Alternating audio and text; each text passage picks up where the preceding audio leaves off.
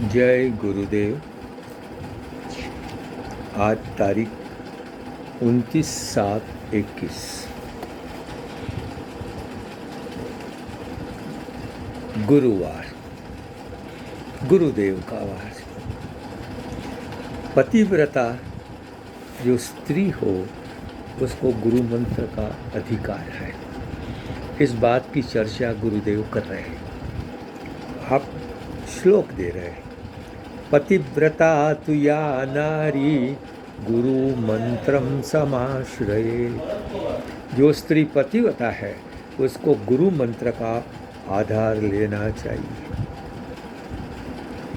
यास योगिनम गुरुमभिगम्य प्रार्थयेत मोक्ष साधन। योगी ऐसे गुरु के पास जाकर मोक्ष के साधन की प्रार्थना करें।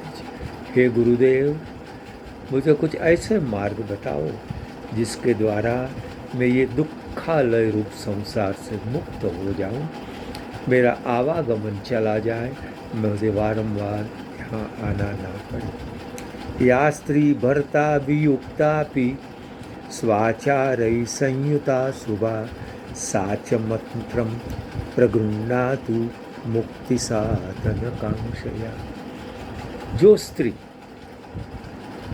पति विहीन हो, शायद उसका पति भी चला गया हो, तो भी अपने आचार से युक्त होकर वो गुरु मंत्र का ग्रहण करे, और वो भी मुक्ति साधन कांक्षया, मुक्ति के साधन प्राप्त करने की आकांक्षा यानी इच्छा के साथ। मतलब स्त्री को, अब सवाल ये होता है कि स्त्री को गुरु नहीं करना, ऐसी बातें कहाँ से आई? तो उसके भी कतिपय श्लोक गुरुदेव दे रहे हैं और फिर शास्त्रार्थ करके उसका खंडन भी करते हैं। कुछ उदाहरण लीजिए। वाल्मीकि रामायण अरण्यकांड 118:2। नैतद् आश्चर्यम् आर्याया यन्मां त्वम् अनुभाससे विदितं तु ममाप्येतद् यथा नार्या पतिर्गुरुः। स्त्री के लिए अपना पति ही गुरु है।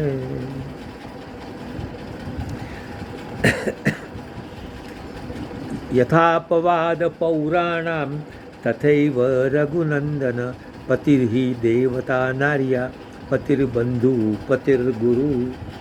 पति ही स्त्री के लिए देवता है, पति ही बंधु है, पति ही गुरु है। प्राणैरपं प्रियं तस्मात् भर्तुः कार्यं विशेषतः इति मद्वचनात् रामो कर्तव्यो मम संग्रह।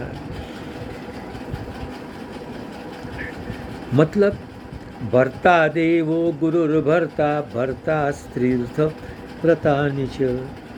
भर्ता ही गुरु है, भर्ता ही देव है, भर्ता यानी स्वामी ही स्त्री के लिए तीर्थ है। इसी प्रकार गुरु अग्निर्द्विजातीनां वर्णानां ब्राह्मणो गुरु। ब्राह्मण वर्णों का गुरु है, तो अग्नि द्विजातियों का गुरु है। पतिरेव गुरु स्त्रीणां सर्वस्यान्यागतो गुरु। ब्रह्म पुराण कहता है स्त्री के लिए पति ही गुरु है। पतिर्भाता पतिर्विष्णु पतिर्ब्रह्मा पतिर्शिव पतिर्गुरु पतिर्तीर्थ इति स्त्रीणां विदुर्बुधा। स्कंद पुराण कह रहा है कि पति ही माता है, पति ही स्त्री के लिए विष्णु है, पति ही ब्रह्मा है, पति ही शिव है, पति ही गुरु है। उसी प्रकार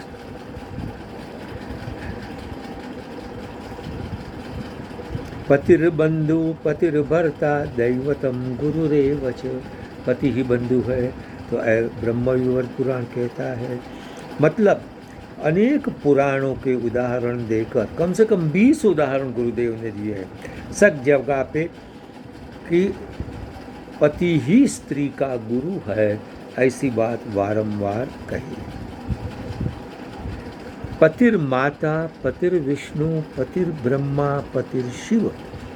इस श्लोक में पति को माता कहा, पति को विष्णु कहा, पति को ब्रह्मा कहा, पति को शिव रूप कहा। क्या ऐसा कहने से यह निकलेगा कि पति के अतिरिक्त स्त्री के माता होती है या नहीं? अतः जिस प्रकार प्रसिद्ध माता का निषेध असंगत है, ठीक उसी प्रकार पति को गुरु कहने का भी अभिप्राय पति के अतिरिक्त गुरु का निषेध नहीं है। ये अब जरा समझिए। पति माता कहा तो उसका मतलब स्त्री के लिए और कोई माता नहीं है, ऐसा होगा? ऐसा नहीं कर सकते। माता है तब तो पैदा हुई है। तो पतिर माता है ऐसा कहने का भाव वो महत्व दिखाना है। जैसा स्थान जीवन में पति माता का है ऐसा पति का हो। समझे? जैसे पति माता कहने से अन्य माता का निषेध नहीं होता है, उसी प्रकार पति गुरु कहने से स्त्री के लिए अन्य गुरु का निषेध नहीं होता है। अब सवाल आया, पतिरेव गुरु जब ऐसा कहा गया, पति ही गुरु है तो फिर मतलब दूसरा है ही नहीं। तो गुरुदेव आगे कहते हैं भाई गुरु अग्निर्द्विजाति नाम, वो भी कहा है। मतलब यहाँ गुरुदेव बहुत बड़ी शास्त्र चर्चा करते हैं। वो कहते हैं देखिए यहाँ एव का प्रयोग है, और एव क्या है? पतिरेव यानी पति ही गुरु है। देखिए अब गुरुदेव शास्त्र कोट करते हैं। वो निरुक्त के अध्याय 1 से पाद 2 से एक विधान देते हैं, निपाता उच्चावशेषु अर्थेषु निपतंती। एव वो निपात माना जाता है संस्कृत में, और निपात उच्च अवच्च मतलब अलग अलग अर्थों में उसका प्रयोग होता है। अब ऐसा है, नागेश भट्ट एक महान वैयाकरणी है। उन्होंने परम लघु मंजूषा लिखी है। वहाँ निपात प्रकरण आता है और उसमें एव के उन्होंने 4 अर्थ दिखाए हैं। देखिए गुरुदेव की विद्वत्ता कौन कौन सी कक्षा की सामान्यों की समझ में नहीं आए ऐसी बात है, फिर भी मैं कह रहा हूँ। ये कहते हैं कि प्राचुर्य के अर्थ में, असंभव के अर्थ में, अवधारण के अर्थ में और अपि के अर्थ, अप्यर्थ समुच्चय और समुच्चय, इस अर्थ में